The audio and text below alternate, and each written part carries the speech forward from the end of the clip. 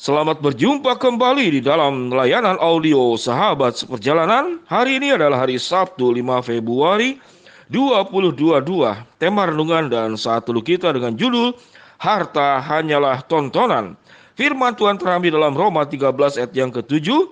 Bayarlah kepada semua orang yang harus kamu bayar, pajak kepada orang yang berhak menerima pajak, cukai kepada orang yang berhak menerima cukai, rasa takut kepada orang yang berhak menerima rasa takut, dan hormat kepada orang yang berhak menerima hormat. Mari kita berdoa. Bapa yang di dalam surga, terima kasih selain Tuhan memberikan harta di dalam segala aspeknya ke dalam kehidupan kami, maka Tuhan pun mengingatkan kami untuk mengelola harta itu dengan benar sesuai dengan kebenaran firman Tuhan. Sehingga harta tidak hanya diterima tetapi dikelola. Dalam nama Tuhan Yesus kami berdoa. Amin. Shalom sahabat perjalanan yang dikasihi Tuhan, temanya harta hanyalah tontonan. Apa kait mengait harta adalah tontonan dengan harta itu diterima dan juga dikelola? Dua hal, diterima dan juga dikelola. Tentu sebelum diterima dicari, dikejar, diperjuangkan. Kemudian kita menerima harta itu. Dan kemudian Tuhan memerintahkan satu bagian yang sering terlupakan, yaitu bagaimana mengelola harta. Karena harta pada akhirnya hanyalah tontonan. Nanti akan dijelaskan apa yang dimaksud dengan harta adalah tontonan. Firman Tuhan dalam Roma 13 ayat yang ke-7. Setiap harta yang dimiliki oleh kita, baik uang, baik fasilitas, baik kesehatan, baik talenta, baik karunia, baik kesempatan, itu harus dikelola. Dikelola itu berarti ada bagian kita, ada bagian orang lain, dan ditempatkan di tempat yang tepat sebagaimana perintah Tuhan. Pada bagian Roma 13 ayat ke-7, apa yang firman Tuhan katakan? Bayarlah kepada semua orang yang harus kamu bayar, pajak kepada orang yang berhak menerima pajak, cukai kepada orang yang berhak menerima cukai, rasa takut kepada orang yang berhak menerima rasa takut, dan hormat kepada orang yang berhak menerima hormat.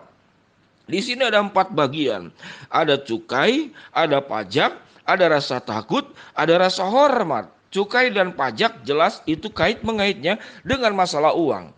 Jadi uang yang kita miliki, harta benda yang kita miliki, selain diperjuangkan, dicari, kita mendapatkan, kita menerima, kemudian dikelola. Artinya pada bagian ini, ada bagian-bagian yang kita miliki itu adalah titipan, yang harus kita serahkan kepada orang yang berwenang untuk mendapatkannya.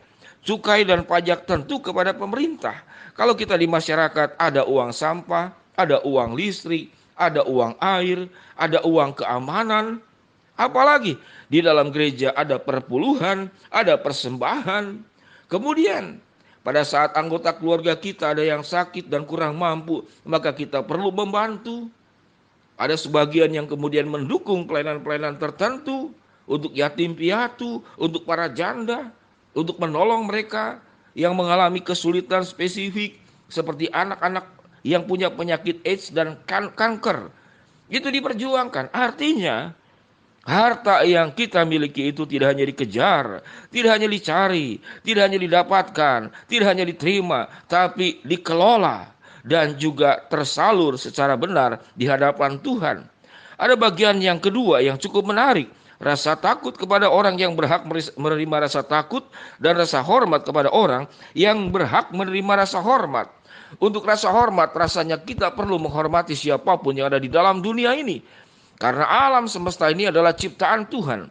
Tidak boleh ada sikap-sikap kita merendahkan dan kita merasa kelasnya lebih tinggi dari orang lain. Kedudukan kita lebih VIP dari orang lain. Maka kerendahan hati tatkala kita diberkati oleh Allah, ada bagian yang harus kita perjuangkan. Apa yang dimaksud dengan rasa takut kepada orang yang berhak menerima rasa takut? Pada bagian ini memang agak sedikit sulit dijelaskan, tafsiran-tafsiran pun tidak menerangkan secara spesifik. Namun yang paling utama mungkin rasa takut itu dibutuhkan untuk mereka-mereka yang sewenang-wenang, mereka-mereka yang serakah, mereka-mereka yang menekan. Maka rasa takut dibutuhkan lewat jalur-jalur hukum, lewat kemudian disiplin, lewat kemudian efek akibat daripada sebuah perbuatan, dan ada aturan yang kemudian diatur di masyarakat, diatur dalam kebenaran firman Tuhan, dan diatur oleh hukum-hukum negara. Bahkan hukum-hukum internasional, rasa takut itu dibutuhkan. Dan untuk memberikan rasa takut, maka kita pun membutuhkan memberikan bagian daripada hak-hak orang untuk melakukannya. Salah satunya adalah jaksa ataupun pengacara di dalam dunia hukum. Sahabat seperjalanan, Allah sedemikian luar biasa memaparkan tentang masalah harta, yaitu bahwa harta tidak hanya dikejar, harta tidak hanya dicari, harta tidak hanya diterima, tapi harta itu dikelola dan harta itu disalurkan kepada pos-pos yang tepat sesuai dengan kebenaran firman Allah. Mengapa kita perlu melakukan sampai ke ujung? Tidak hanya dicari, tidak hanya dikejar, tidak hanya diterima, dimiliki, namun juga harus dikelola dan disalurkan. Karena ada bagian akhir yang kita perlu pahami bersama, yaitu harta itu pada akhir dan ujung kehidupan kita hanyalah tontonan. Kita bisa punya uang banyak, kita bisa membeli makanan yang seenak dan semahal apapun, namun pada akhirnya kita tidak bisa menyuap dengan tangan kita sendiri. Kita perlu dibantu oleh orang lain untuk makan. Dan kita hanya menonton orang melayani kita di masa tua. Orang memapah kita karena kita tidak bisa berjalan. Kita membutuhkan alat bantu pendengaran karena telinga kita sudah mulai berkurang pendengarannya.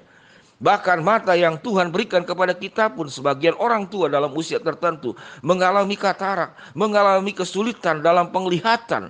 Jadi jangankan harta itu hanyalah tontonan, untuk dilihat pun harta. Pada akhirnya kita akan menutupkan mata kita, melihat pun kita tidak ada.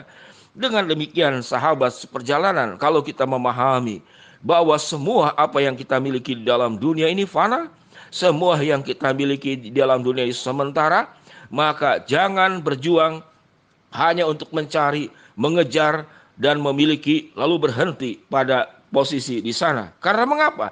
Karena satu hari kelak nanti apa yang kita kejar, kita cari, kita miliki, itu hanyalah tontonan. Mengapa demikian? Karena kita hanya bisa melihat dengan mata kita dan kita tidak bisa menggunakannya. Kaki kita bermasalah, tangan kita bermasalah, telinga kita bermasalah, bahkan mulut kita pun makan sangat terbatas, telinga kemudian juga pendengaran berkurang, bahkan mata yang Tuhan berikan untuk melihat pun pada akhirnya akan semakin menurun kemampuan melihatnya. Namun ada kuasa rohani, ada kehidupan yang jauh lebih kekal. Bagaimana harta yang sifatnya sementara, harta yang bersifat duniawi, itu memiliki nilai kekekalan, memiliki nilai kebenaran, yaitu dengan cara kita tidak hanya mengejar, kita tidak hanya memiliki, kita juga harus mengelola dan kita juga harus menyalurkan sesuai dengan kebenaran firman Allah. Sehingga satu hari kelak nanti, tatkala harta itu hanya tontonan, kita hanya bisa melihat, kita tidak pernah menyesal karena kita sudah menjadi bendahara Allah yang baik. Bendahara Allah yang tidak hanya mengejar memiliki harta, namun mengelola dan menyalurkan sebagaimana kebenaran firman Tuhan. Sahabat seperjalanan, ingatlah satu hari kelak nanti, apapun yang kita miliki, harta hanyalah tontonan. Biarlah yang sementara, yang fana kita ubah menjadi bersifat kekal dan bersifat kebenaran. Mari kita berdoa. Bapa yang di dalam surga, terima kasih buat kebenaran firman Allah yang menolong kami agar kami mengelola setiap sumber daya yang ada pada kami termasuk harta dengan baik. Hamba-Mu berdoa buat yang sakit Tuhan jamah sembuhkan, buat yang sedang menghadapi masalah Tuhan bukakan jalan, buat yang sedang berdoa mengharapkan sesuatu, Tuhan akan kabulkan sesuai dengan waktu, rencana, dan kehendak-Mu. Dalam nama Tuhan Yesus kami berdoa. Amin. Shalom sahabat seperjalanan yang dikasihi Tuhan, Tuhan memberkati kita semua.